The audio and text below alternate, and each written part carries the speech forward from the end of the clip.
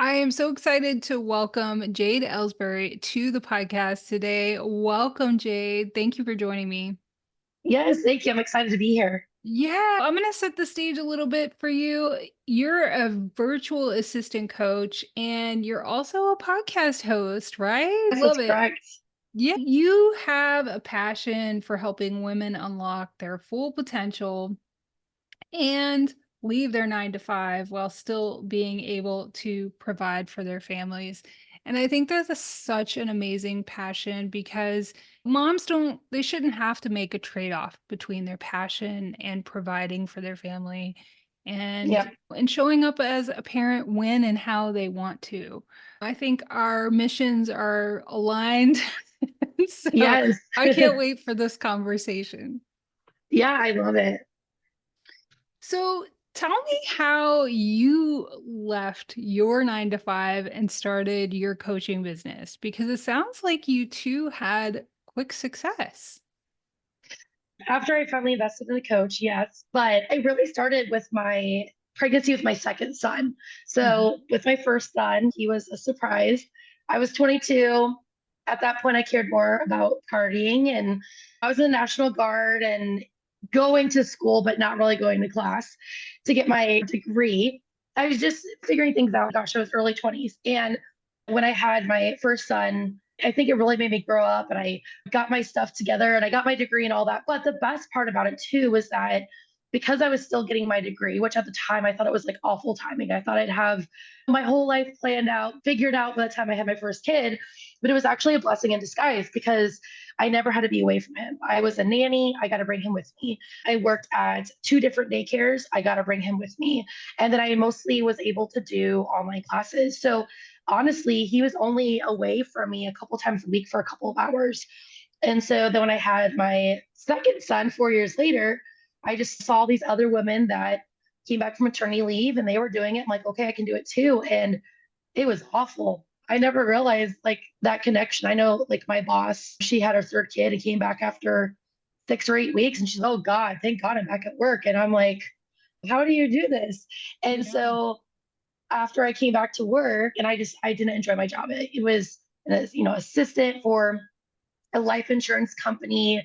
Everyone was great. They were understanding. I was able to, it was just really difficult. And then I come home, I'd be exhausted, have to make dinner, pick up the kids from school and daycare. And so at the end of the day, I only have an hour and a half with my newborn. And it just made me sick. So I started to Google how to work from home, sifted through a lot of different things. A virtual assistant seemed the most feasible, like realistic. And so I started to dig into that a little bit. And we needed two incomes. My now ex husband didn't make enough to provide enough for all of our bills. I had to work. I came up with a marketing strategy for a local racetrack because my ex husband had, as a side business, like a PR business. And so I came to him with this crazy idea based off the virtual assistant thing. Hey, what if I expand your small business? We bring on, and he's really into racing and all that.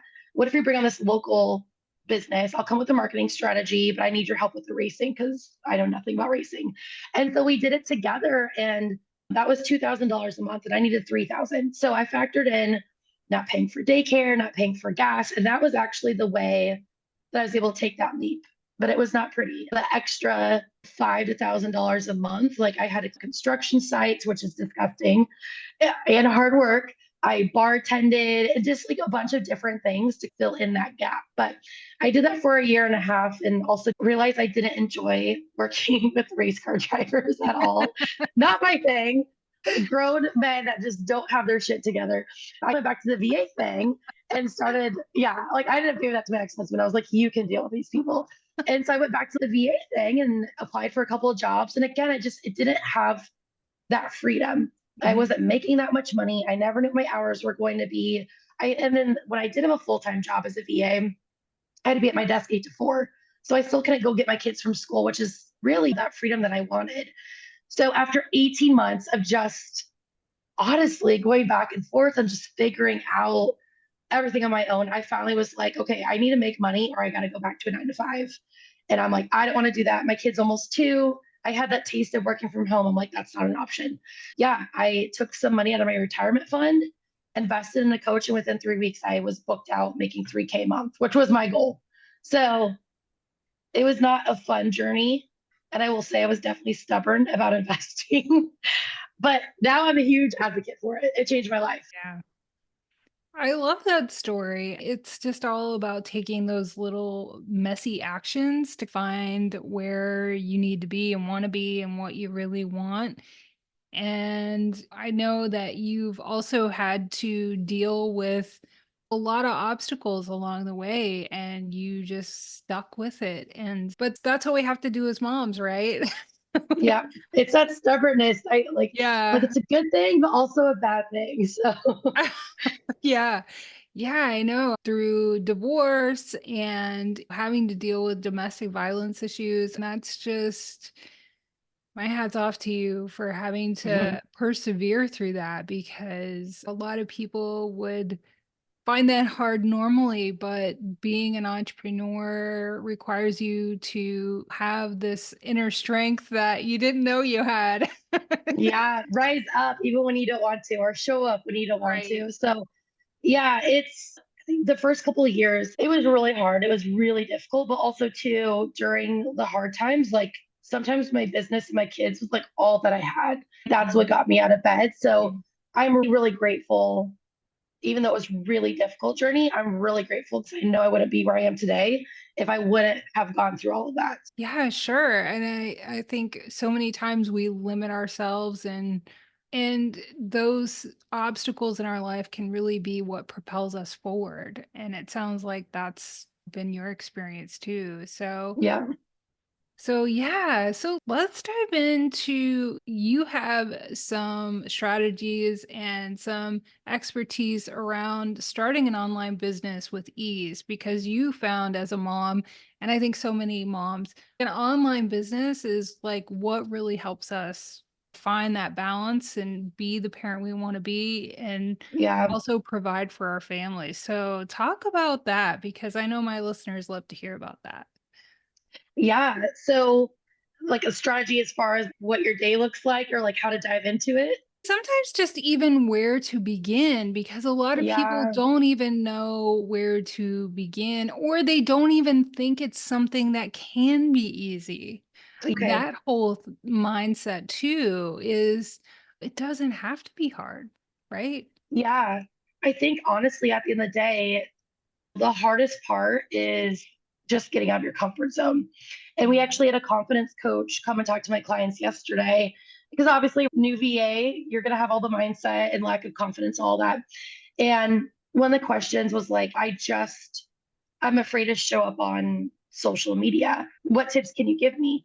I Mhm. can give you tips for what to do when you show up. But at the end of the day, I think a lot of women think they're just going to wake up and be ready. And I do think like you may have that epiphany of the last straw at your 9 to 5. Like maybe your boss is mad that you took a day off to be at home with your kids. Like you will have that moment where you're like, okay, I am ready to take this dive, but you're never really going to just wake up feeling confident. It's you gain that confidence once you actually start to take those baby steps.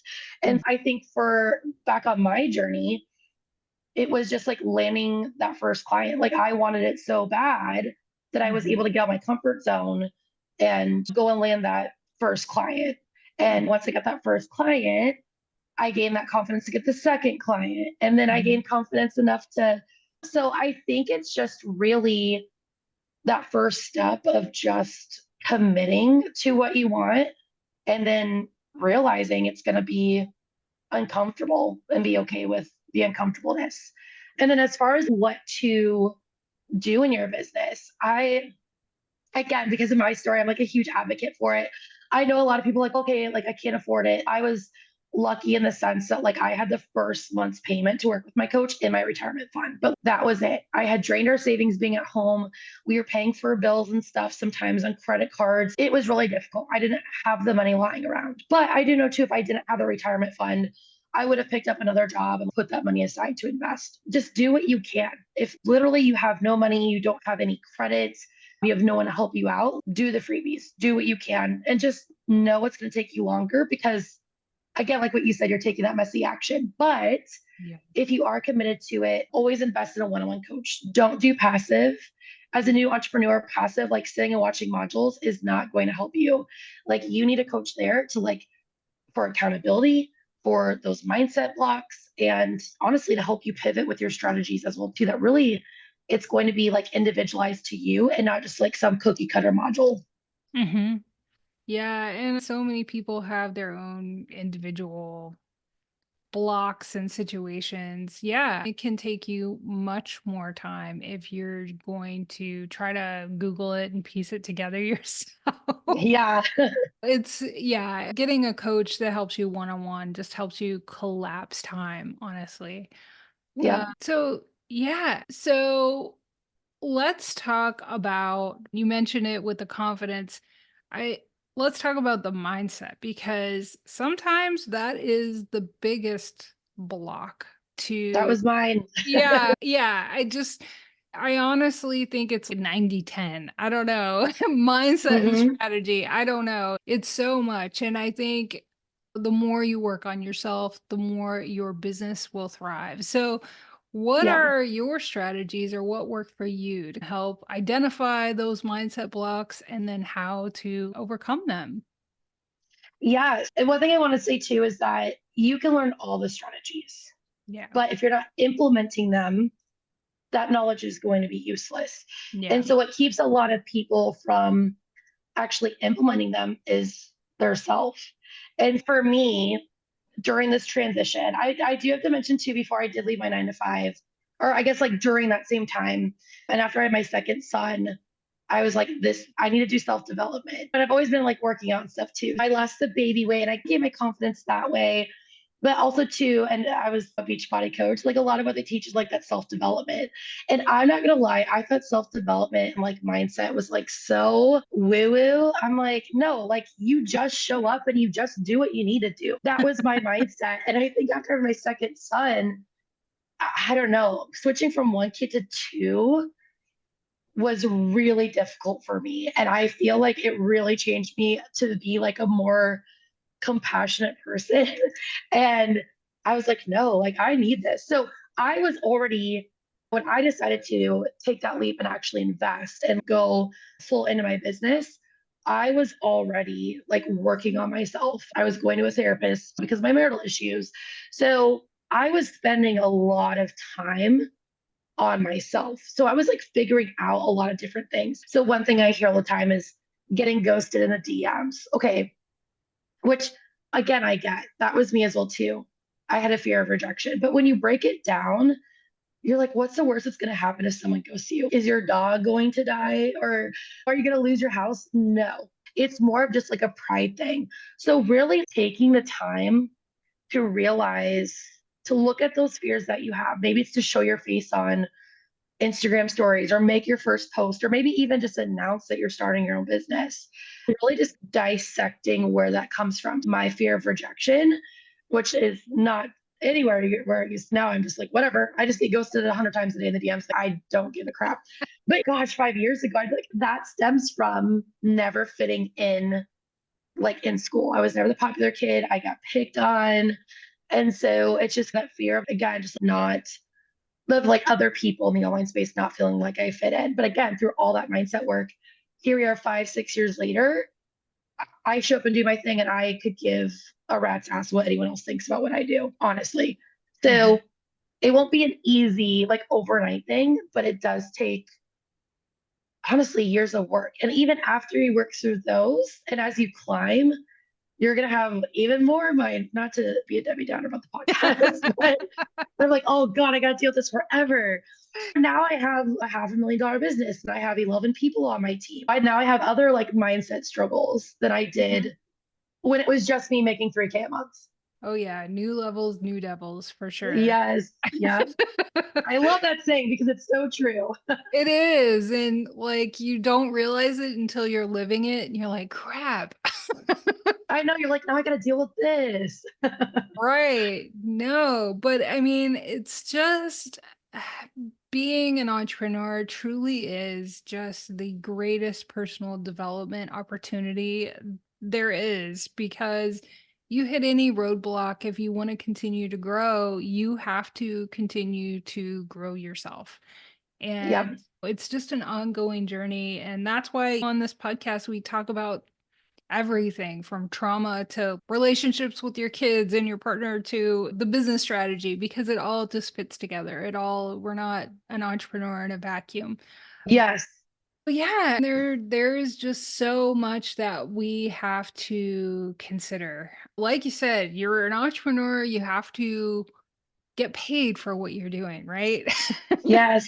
And Oh one gosh, please, of yes. yeah, that's the goal. So one of the biggest mindset shifts that has to happen usually is around sales, because people have like this preconception about money, or selling is bad, or they don't like it. So let's talk about sales and how we can approach it and not feel so icky about it. Yeah, that's something I hear all the time. I don't know, I want to be a VA. Like they want everything that comes with it, but they're like, but I don't want to be slimy or I don't want to be salesy. And the Mhm, reason, honestly, that they have this like preconceived notion is mhm. because, and I just made a Facebook post about this last night, is because they've been sold to in an icky way. And Yeah. as an ex beach body coach and as someone who it's just with that previous mindset of no excuse, just do it. Gosh, I would like cold DM people. I like looking back, oh my gosh, I'll have people reach out to me now. And the last message from them 5 years ago, 6 years ago is like me just like cold selling them Beachbody. And I'm like, oh, it's so embarrassing. And but again, and we've had people like that too with like MLMs or whatever that made us feel guilty or make us feel bad because we're just not interested and we never want to make other people feel that way. So what I tell women is that's actually a good thing. That means that you actually already care about people. And as a virtual assistant, that's what you're in customer service. Like you are not going to be able to, and I don't say sell, you're not going to be able to help anybody Yeah. if you have that mindset of selling. Mhm. So what I have my VAs do is when they get in the DMs, I don't want them to go and feel like they're sniffing out clients. I always envision like on Hocus Pocus with like the three witches where they're like walking. Yes, that's always what comes to my mind of like hunting down the sale. But you don't want to go in the DMs like, all right, who's my next person that's going to buy from me? You want to get in the Yeah. DMs. And I like, there's days where I wake up and I'm like, okay, especially if I'm maybe like stressed. Maybe I didn't hit my goal for the month or last month, or maybe we had a slow week or whatever. I purposely will not go in the DMs if I have a bad mindset. Wake up and just, okay, who can I help today? Because when you show up and you give value, again, what you said, like when I say value, that's a whole other conversation, but knowing your boundaries. So I'm not going to go coach someone for free in the DMs that like my paying, like what I do for my paying clients, but I'm going to give them maybe a free training where I give them the what, not the how. And so Mhm. I'll tell them what to do the market research or get the DMs, but I don't tell them like exactly how to go do that. That's what my paying clients get. But if you just show up and you're helping them in the DMs, you're not going to feel salesy and icky. And I'm not even kidding you. I've had people thank me. They've thanked me for following up with them. They've thanked me for not being like other VA coaches, which is so mind blowing to me. I'm like, how are there coaches out there that still make people feel like the stories I've heard? I'm just like, oh my gosh. But they're like, I went like literally messaging me like, hey, I can't afford your program right now, but I know I'm going to work with you because you actually care and different things like that. And I love getting that feedback because that makes me like keeps me in check of, okay, I'm doing something right. Like I'm running my business the way that I want to. And that's exactly what I teach my clients as well too, is Mhm. how to show up that way in the DMs. And we all get frustrated, right? I'm not going to sit here and be like, oh, I don't get butt hurt sometimes when someone's, oh, I'm going to sign up and then they back out. But those people always will come back around. And so I think after you've been a business owner long enough, like I've had people that have been downright rude to me in the DMs and they'll come back like, can I get your free training? Or, hey, Jade, I tried it on my own. You're right. I need your help. And they always come back around anyways. I think you just have that mindset of love and release. And then if it's meant to be and they're meant to work with you, they'll come back around. Yeah, my VA and I were just laughing this morning about some of the emails and messages we get on Instagram and YouTube. And it's just, first of all, don't expect anybody to work with you if you insult them first. Oh, yeah. Like, Hey, what the your heck is content that about? sucks. Your content sucks. Hire me. Yeah, it's you don't have a billion subscribers, therefore you need me. And it's Yeah. this is great, but this really sucks. And it's like And a there's actually diet. coaches that are teaching that, which is the Yes. sad part. Yes. Oh, So if anybody is telling you to do that, please stop. Just don't yes, do please. that. Yeah. That's not a good way to reach out. Yeah, and nobody that's worth having a client is going to wanna work with you under those circumstances, so No. let's just say that. Oh my gosh, yeah, there is so much to be said for that, and I just mentioned what I wanted to talk about next in that creating content and marketing your business to attract those right of clients. Yeah, let's talk about that and how important that is because you don't want to just work with anybody, right? No. The people, especially again, and when I'm saying like new VAs, like I'm not calling any of you out because No, we everything all that have I'm to start. saying, yeah, I've done it. I'm not making fun of you because I've done it. I've been that like desperate person that's I'll work with anyone and I'll do anything.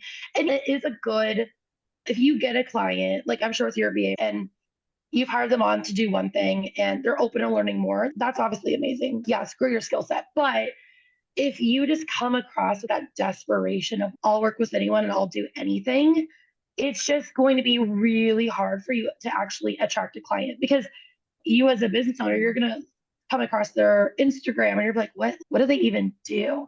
And it's I always refer to it as dating too. Like after my divorce, oh my gosh, and this was so me as well too, where guys will reach out and they just come on so strong. You're just like, oh, why are you so desperate? I don't even know you, or I just met you, or you know what I mean? It's like that turn off. And so it's the same thing with business as well too. Mm. If you've got someone that's just coming across that desperate mindset, like you're just not going to want to work with them. They want to work with someone like, yes, that's eager to learn and grow with your business, but like also too, you need to showcase to them, like, this is why I'm your ideal VA because I work with mindset coaches or whatever, Mhm. and this is what I can do for you. Mhm. So I think that is huge. And also too, going into it with the mindset of not everyone's going to want to work with you, and you're not meant to work with every single person either. So last week. I have this little thing. I love Jesus, but I cuss a little. I was in the military. It's after being cussed out for 3 months straight, right? It sticks with you, I feel like. But I got someone last week where we are like following up with her and we're like, did you watch the training? She's like, yeah, but I don't like the cussing. And I was like, okay, cool. And we're just like, okay, we're not gonna reach out to her anymore because that is like sometimes I do drop the F bomb for a little bit of accentuation or whatever, or say shit. And people have to be okay with that. And if you are offended by that, that's totally cool. Find a coach that just never says a bad word. And so I think too, going in with that strong, and this is why mindset work is so important, like knowing who you are and the values that you have as well too. I tell people all the time, if you are wanting to do this part-time or just maybe I'll be a VA, you're not my person. I want to work with people that are hungry, that are ready for the big transformation. If I'm not vibing with someone in the DMs, like I let them go. Or if they're being rude, or I just feel like I'm bugging them and like Mm. dragging answers out of them, I just Mhm. give them a space for a few weeks and then I'll reach out later. So I think it's just really important to like not try and force things because if you think about Mhm. there's 7 billion people in the world, like it Yeah. only takes one person to say yes to you. And yeah, I think just like really having those boundaries for yourself. Again, just dating, Mhm. like these are my non-negotiables and go into it with Mhm. that mindset. Yeah, I think anytime I work with somebody who's I'm really hating my business and it's let's talk about your clients or who you're working with and how do you love them? And if they're not because they're trying to be someone that they're not, then Yeah. that's just you're not going to love your business or your life if you're consistently working with people that you feel like you have to be someone else for. It Yeah. just doesn't work. And I think, yeah, it's all connected. You have to know who you are. You have to know what you want to do and who you want to work with. And sometimes it just takes working with a bunch of different people to figure that out, that's totally fine. Everybody Yeah, starts definitely. somewhere because I've done that and been like, "Oh, I don't wanna do that again." Yes, me as a VA, again, with that desperation, the way that I let my clients treat me as well too, like boundaries. So I have to share this story because it's so funny now, but Mhm. I worked with fitness coaches. And Yeah. so I had this fitness coach. Oh, she was a horrible woman, just awful. And not only that too, but I could see her DMs. And so she was she was a very attractive woman, but she was married and talking to like multiple men. And I didn't read it, but I was just like, stuff would pop up and I'm like, oh my gosh. But not only that too, but she was just not a nice person. And like anytime I'd hear my Voxer go off, Mhm. I just the anxiety. I'm like, oh my God, like what a I would do exactly what she wanted. It was never good enough. And then one morning, this is when I would get up. I had little kids, have to get up at 5:30 to get a workout in before they would wake up. And I'm literally working out. So she was in California. So it would have been like 3:30 her time or 4 her time, whatever. And she sent a message. I was like, yeah, like I'm getting my workout in. Again, fitness coach. I'm getting my workout in. As soon as I start my work for the day, I'll get to that. And she's like, no, you need to get it done now. And it was like she had never brought it to my attention. It's not like I had forgotten. It was just like her throwing stuff on my plate at 4 a.m. her Yeah. time. Yeah. And I was like, as a fitness coach, don't you tell your clients, don't you want me to do self care? And obviously that did not last much longer, but like she'd show up 2 hours late for our meetings. And yeah, like we had a date night, my ex husband and I remember. And we had moved it around this whole entire thing.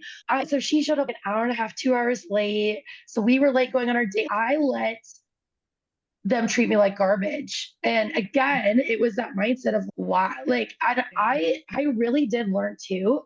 I did not have boundaries in my personal life, and I Yeah. did not have boundaries in my business. And so now it's like night and day the way it used to be. Like, I don't let anyone disrespect me. But again, it took a lot of that mindset work to be like, why am I allowing this? Yeah, and I think that's really important too, instead of looking at it as like, why is somebody doing this to me? But what is my part in this? What have I done to allow this? Allow it. Yeah. That is such an important mindset shift instead of being the victim in the situation and going, oh, heck no. Yeah. This is Right. not happening. But it was because at first, and again, too, again, just like relationships, it was super nice at first. And then she'd show up a little bit. And so what I told my VAs too was like, people are always going to be nice to you. It doesn't matter how nice your clients are. Yeah. Like set those strict boundaries because if Hmm. you don't set that precedent with them, Hmm. it will you'll get in that slippery slope of just them taking total advantage of you. Just again, like in a relationship. Oh, yeah, and that's one of the things when I hired my VA, I just loved how her contract was, like, structured, and, like, she even had it down to, like, how we communicate, and so Yeah. I could see her boundaries, and I was like, "Oh, this is great," because everything is set out. I'm not, like, wondering about what she's gonna do or when or even tasks she's gonna do. No, Yeah. it's all There's set out no here. like miscommunication as well too. Mhm. Um, which obviously you're a respectful person, right?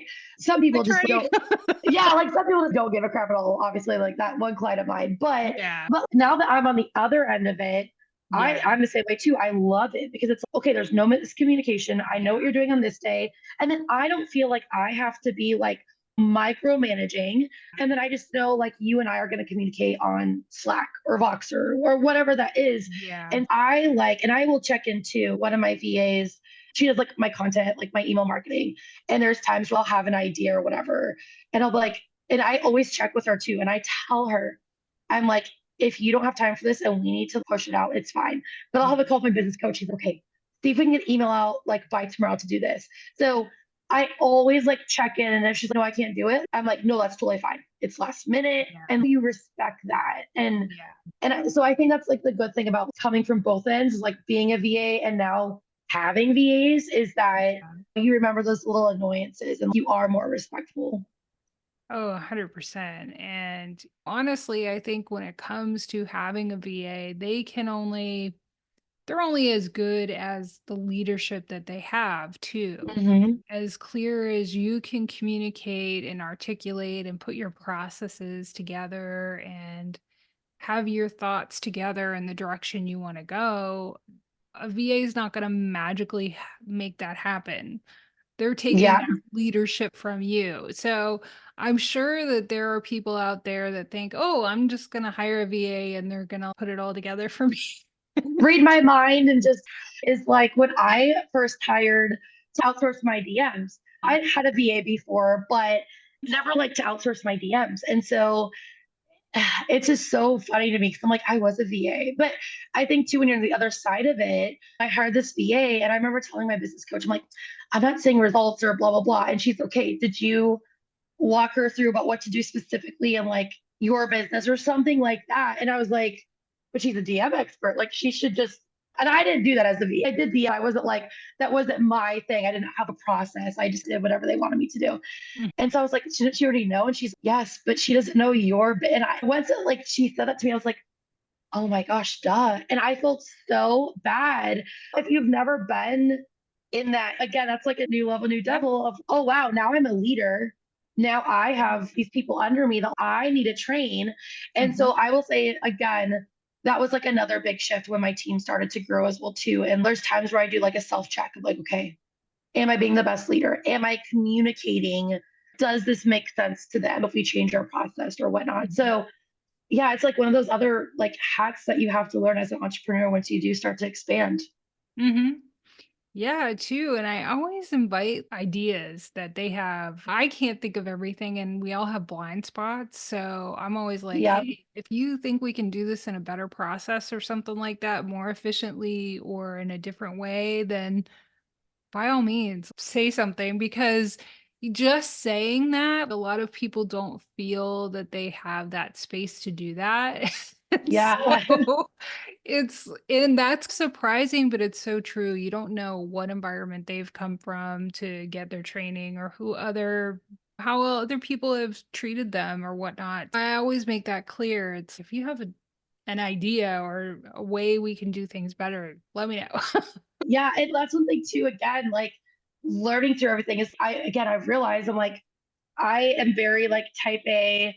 I am more like I just like to be in control of things. And Mhm. so like with having a team, like I've had to be like, okay, it's been really humbling of, and I think too, when you're an entrepreneur, you got so many different things. You're like, okay, this is my way. And so my team just knows. I have someone on my team and she'll just throw out ideas. Mhm. And there's a couple times where I'm like, damn it, that's a better idea than what I had. But I think too, when you're just like so focused, it's like Yeah. what you said, it's good to have those like brain dumps or brainstorm Mhm. together because they you have to remember too that your VAs see a different side of your business Yeah. that like you don't see. Like Mhm. my content repurposer knows way more about what's going on in my content, my Instagram. Mhm. She's amazing. I don't even look at what she does. I'll hop on and be like, oh my God, that reel's so cute that you posted I know. yesterday. I didn't even see it. Well, she knows way more about what's going on my Instagram than I Yeah. do. So yeah, like again, I think it's been really humbling for me to be like, you know what? I'm not always right. And it's really great to like work as a team and hear other people's ideas. Yeah, and that's why you hire somebody who does specialize in social media marketing or whatever, Yeah. because that's their expertise. When we have this Yeah. expectation, especially as moms and women, that we're supposed to do it all and be it all, and we can't and we shouldn't. No, I've done it, guys. Don't do it. It sucks. Yeah, It's exhausting. it is. Yeah. What is it that you do for you in all of this to take care of yourself? Because we have to remember that. And we always have this tendency to put ourselves last. So I love Yeah. to give listeners some tips and ways that they can think about taking care of themselves as moms and entrepreneurs. Yeah. I think when I first started, I had and again, this pre-divorce, I had my kids full time and they were a lot younger. So it was either you got up early to get your alone time or you weren't getting alone time. And okay, work out. And sometimes I wake up, hey, Cooper, my 1 year old's going to work out with me, or oh, he pooped during my workout. It's just that season of life where, and I know you've probably got a lot of young listeners right now where you're like, yeah, but it was very much more routine. And so then when I went through my divorce and have my kids 50-50, I had my first son on my 23rd birthday. And so I never like really got that sense of like that full freedom for that long. So yeah, like having every other week to do what I'm like, I don't even know what to do. I remember talking to the therapist, like, what do I do? Because, and even now, like, really all I do is work. But I think too, it's so weird having time as a mom. I swear, even this week, I don't have my kids. I'm like, so again, like, I fill up my time, right? I'm like, okay, we'll record a podcast with Angela today and different things like that. But yeah, I would say, I don't know. I'm a lame person. I don't have a hobby. Like my fiance loves hunting. I feel like my hobby though is like my business. Like I don't know. I really just love what I do. But are there days where I'm like, oh, I don't feel like doing this in my business or I just need a break? Heck yeah. What I do, and it's not like a set routine, but I usually try to get my workout in sometime in the morning. The weeks I don't have my kids, especially now that I'm pregnant, I'm tired all the time and I can't sleep. Like I slept in till, please don't judge me. I slept until 9 o'clock today. So I really soaked in that like I can do what I want thing. But yeah, I have my coffee. Sometimes I'll do like my devotional workbook mindset. If there's something like I feel like I need to work on in that, I'll get my workout in. And then, yeah, I just like dive into work and my time. And I make sure I do it at least once a day. Sometimes I take 2 baths a day. But if I'm stressed out, like my go to is always take a bubble bath. I love bubble baths. I love my bathtub. And I love it too because I can work in the bathtub. So if I do decide to take a bath, my friends, you're so weird. You bathe 2 to 3 times a day. I'm like, I know. And it's not even, I'm like, I just sit in water. I don't know. But I'll answer DMs in the bathtub. I don't care.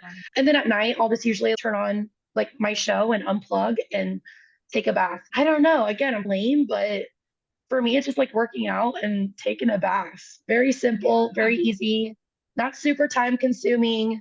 And yeah, I don't know.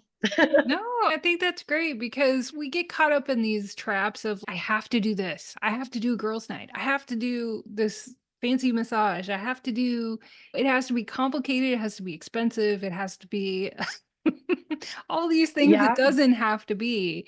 And whatever works for you, it doesn't even have to cost anything, even if it's just sitting and doing nothing, which is honestly a luxury for mom entrepreneurs. Oh, I know. Getting to watch my TV show and fold laundry at like noon on a Friday, I'm like, I love it. It's just, I think too, the first like couple years, it was so weird. Like I still have that 9 to 5 mindset. If it was between 9 to 5, I was working.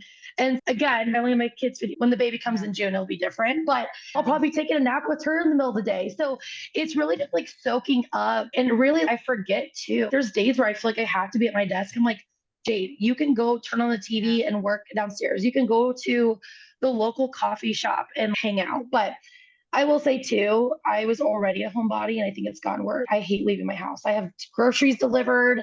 I Yeah. did actually go get a massage yesterday for the first time in 3 months.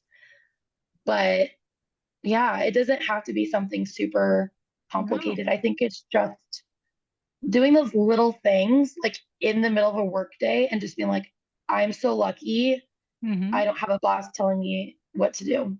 Yeah, honestly, for me, self-care is having my groceries delivered because I hate grocery shopping. I hate it. Oh, that makes me feel better. I know, especially like during COVID, it became like a big thing here. Yeah. And again, I used to be so type A, like I need to pick up my own apples. And now I'm like, I don't give a Yeah. crap. Like, Me I too. don't need to put a bra on, send them over here. No, I love it. It's so true. And I just love to remind people, listeners, however it is, find what fills you up in the midst of trying to do all the things while you're trying to run a business and take care of a family. So I love that. And what is like a takeaway or a few takeaways that you want listeners to get from this conversation? Yeah, I don't know. I don't like you're in a like bigger city, way more fun state than I am, but I live in a little farm town in Iowa Uh-huh. where cost of living is cheap. It's very, it's like basically a farming community. Like it's a very like simplistic life. And it's crazy to me. Like I was talking with my CPA last night and we're going over numbers and all that. And I had my highest year ever. Like I made over $500,000. And my fiance was like, Jade, like in the state of Iowa, you probably make more. And it's again, it's not about the money, but I think sometimes we think about like where we came from. And like I grew up in the town of Beaver. It sounds so hickish, like Beaver, Iowa, but there was like 40 people that lived there. And so it's really crazy sometimes to be like, wow, didn't come from like a rich family or anything like that. But I don't know. I guess like what I'm trying to say in a bad way, the takeaway is that like this online community and like online space, anyone can do it. Like you don't need a degree. You don't have to have it like all figured out. Like here I am 6 years later, and I'm in a position that like I've got 11 people on my team. We made over 500,000 this year.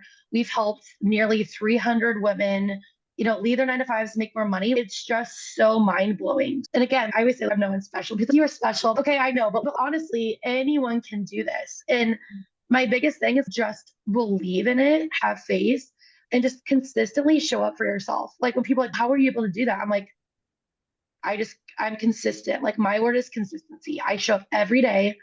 I work nearly every day besides the weekends. I consistently invest in the same coach. So like he's known me for 2.5 years. And yeah, it's really just not having one foot in and one foot out the door and just diving in, even when it's scary. Hmm. Yeah, and you say there's nothing special about you, but it's actually, I think, the reverse. We all have something special about ourselves that Yeah. somebody needs. There's somebody out Yes. there that needs what you do or what is your unique skill or ability. And so many people have a hard time wrapping their mind around that reality, but it's so true. It really, yeah. And again, I always say it, I'm like, there's got to be a better way to reword that because I don't want people to feel like they're not special. You know what I mean? Especially if you're starting a Yeah. business. Like, and I love that you said that because like everyone's got their thing, like what you said, that people in the online space need or like their talent. Like I hear a lot Mhm. of times, you're so relatable. And I think for me, like being vulnerable and like sharing my story is like my thing because Yeah. people really relate to that. But I think in the better word is I didn't come from money. Like when I was working my 9 to 5, I was making like 16.83 an hour. And then when I hired my coach and we looked at my skills and stuff, like I was able to start charging $35 an hour. So I think a better way to put it is just you're feeding yourself this lie of, oh, or have yourself in this box. I can only do this, or I'm only worth X amount. And really, for me, all it took was my coach believing in me and my coach giving me permission to say, you should be charging $35 an hour. And it really just changed like my whole outlook on everything of whoa. Like at that point in 2019, I didn't know anyone that was making $35 an hour in like a little Iowa town. And so it was, yeah, it's just I think sometimes we just get so set in like our ways or I grew up poor, so I'm just always going to be poor. Yeah. No, we totally have blinders on. And as online business owners, it can also be a hurdle to have a sense of all the opportunity that exists as we're just sitting on the other side of a computer. And so I think conversations like this are really important for that too. We just need a little drop in the bucket of the people that exist out there to have wild success. And Yeah. so we need to remember that. So thanks for reminding us of that. And thank you so much for your time. And, if listeners want to connect with you and learn more about what you do and see that amazing content, where would that be? Yeah. So Jay Jessica Coaching on Instagram and then Facebook as well too. I have a Facebook group called Build a Rock Solid Foundation. Mhm. So if you guys want to join the group, we've got over 4,500 VAs in there. And then I do a bunch of free trainings as well too. So even if you're just like dipping your toes into the idea, Mhm. like you want a little taste of it, definitely join the Facebook group community. I love that. And we couldn't do what we do without VAs. So, Oh and I my think gosh, no. it's like such an important role. And so I love somebody's helping people find their freedom and do their thing in that role. It's so important. Yeah. Thank you, I Jay. love my VAs. Yes, of Me course. too. Thank you so much, Angela. I appreciate it. Yes, thank you.